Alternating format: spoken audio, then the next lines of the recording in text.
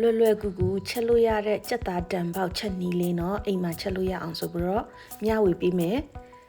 သူ့ရဲ့အနှံ့ကအရန်ကြီးအိန္ဒိယတံပေါက်လို့ဆူရွာမဟုတ်ပဲနဲ့ဒီမြန်မာပြည်သားတွေစားလို့ရတဲ့အဆင်ပြေတဲ့အနှံ့မျိုးအရသာမျိုးကိုချက်ထားတယ်ပေါ့နော်ပထမဦးဆုံးကြက်ပေါင်6ပေါင်ကိုတေချာရည်နဲ့တန့်စီအောင်ဆေးပေးပါနော်ပြီးရင်စလုံးထည့်ပြီးတော့စားထမင်းစားစုံတစ်ဝက်ထည့်မယ်ကြက်သားမုတ်ထမင်းစားစုံတစ်စုံထည့်မယ်စနွေးမုတ်ထမင်းစားစုံဇွန်းတစ်ဝက်ထည့်မယ်နော်ပြီးရင်ဒိတ်ချင်းထမင်းစားစုံ3စုံနဲ့ထည့်မယ်ဒိတ်ချင်းကသူက plain yogurt ပဲဖြစ်နေရမယ်နော်အရသာပါတဲ့ဟာတွေအသီးအနှံနဲ့ကြိတ်ထားတဲ့ yogurt မျိုးမရဘူးနော်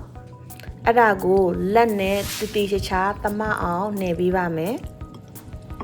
တေချာစိတ်ဝင်အောင်နှဲပေးပြီးရင်အဖုံးပြီးတော့2နာရီလောက်နှက်ထားပါမယ်နော်တညလုံးလဲထိုင်းပို့စင်ပြေတယ်ဒါကတော့ဒံပေါက်ချက်တဲ့ကြက်သားဟင်းအတွက်ပေါ့နော်သူရဲ့ဟင်းခတ်အမှုတ်တစ်မျိုးအိန္ဒိယဆိုင်မှာဝယ်လို့ရပါတယ်เนาะအရန်လဲကောင်းလို့ပါနေထားတဲ့ကြက်သားတွေကိုအိုးကြီးတစ်လုံးထဲကိုထည့်မယ်ထည့်ပြီးရင်ဒံပေါက်ကြက်သားချက်ပွက်ဒီအမှုတ်အထုပ်ရဲ့တစ်ဝက်ကိုထည့်ပါတယ်เนาะကြက်သွန်အလုံးကြီးတစ်ချမ်းထည့်တယ်အနည်းအောင်ဆိုပြီးတော့မကြီးမသေးလှီးပြီးတော့ထည့်လိုက်တယ်စီကိုထမင်းစားစုံ6စုံထည့်တယ်တေချာနယ်ပြီးတော့တခါလဲမဆလာအုပ်လိုက်ပါနော်ဒဲကိုအဖုံးပြီးတော့ဟင်းချက်တလို့ပဲချက်လိုက်ပါချက်ချိန်ကတော့မိနစ်40လောက်ကြာပါတယ်နော်သူ့ကိုစီပြန်တဲ့အထိချက်ပေးပါနော်ဒါကတော့စီပြန်တဲ့အနေထားပေါ့နော်ဒါဆိုလို့ရှိရင်ကြက်သားဟင်းရပါပြီနော်ဆန်ဘက်ကိုသွားမယ်ဒီဆန်မှာဆိုလို့ရှိရင်ဒံပေါက်ဆန်ကိုသုံးထားတယ်နော်ဘတ်စမာတီလို့ခေါ်တဲ့အဲ့ဒံပေါက်ဆန်သုံးထားတယ်အဲ့ဒါကိုရေနဲ့အနည်းဆုံး2ကြိမ်လောက်ပုတ်ပြီးဆေးပေးပါနော်တေချာလေးဆေးပေးမယ်ပြီးလို့ရှိရင်ဒီဆန်ကိုရေနဲ့မိနစ်20လောက်စိမ်ထားပေးရပါမယ်နော်အိုးတစ်လုံးထက်ကိုရေတစ်ဝက်ထည့်ပြီးတော့ကရဝေးရွက်လင်းရင်ပွင့်တစ်ချက်ချပိုးခောက်ထည့်ပြီးတော့စူလာအောင်တည်ပါမယ်ဒီထက်မှာဒါကတော့အယောင်ပေါ့နော်ဒီဒံပေါက်ရဲ့အယောင်ဒံပေါက်ကဘာလို့လိမ့်မွန်ရောင်နဲ့အနီရောင်တွေဖြစ်နေတာလဲဆိုတော့ဒီရဲ့အယောင်ကြောက်ပေါ့နော်အဲ့ဒါကိုရေလေးနဲ့တေချာလေးဖြော်ထားပေးမယ်နော်တေချာခလောက်ဝီဖြော်ထားပြီးတော့ဘင်းလေးမှာထားထားပေးပါနော်အိုးတွေကရင်နွေးဆူလာပြီဆိုလို့ရှိရင်စိန်ထားတဲ့ဆန်ကိုထည့်ပါမယ်ထည့်ပြီးလို့ရှိရင်ရောင်မလေးနဲ့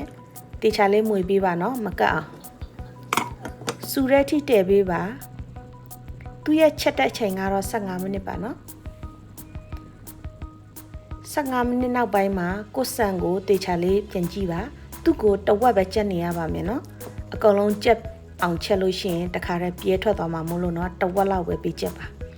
ကိုလိုချင်တဲ့အနေထားရပြီဆိုလို့ရှိရင်စကားလေးနဲ့ထမင်းကိုစစ်လိုက်ပါနော်တေချာလေးစစ်လိုက်မယ်ပြီးလို့ရှိရင်နောက်ဆုံးအဆင့်ချက်မယ်နော်ပထမဦးဆုံးဆန်အနေငယ်ထည့်လိုက်မယ်ထမင်းအနေငယ်ထည့်လိုက်မယ်နော်ချက်ထားတဲ့ဆန်ကိုထည့်လိုက်မယ်ပြီးတာနဲ့ချက်ထားတဲ့ကြက်သားဟင်းနောက်ထပ်တစ်လွှာထပ်ထည့်ပါတယ်နော်အိုးကြီးရှိလေးပိုကောင်းလေးပဲနော်ထည့်ပြီးလို့ရှိရင်ကြံနေခဲ့တဲ့ထမင်းတွေကိုအကုန်လုံးအပေါ်ကနေတခါတည်းအုပ်ချလိုက်ပါတယ်နော်ပြီးရင်ကြော်ထားတဲ့ကြက်သွန်နီကိုလည်းထည့်လိုက်တယ်နော်အယောင်လေးကိုလည်းထည့်လိုက်ပါတယ်နနမင်းထည့်တဲ့ဒီထဲမှာပူစီနံရွက်ကြိုက်တဲ့လူလည်းပူစီနံရွက်သုံးလို့ရတယ်နော်အဖုံးပြီးတော့မီးဖြည့်လေးနဲ့မိနစ်20လောက်ပြန်တည်လိုက်မယ်နော်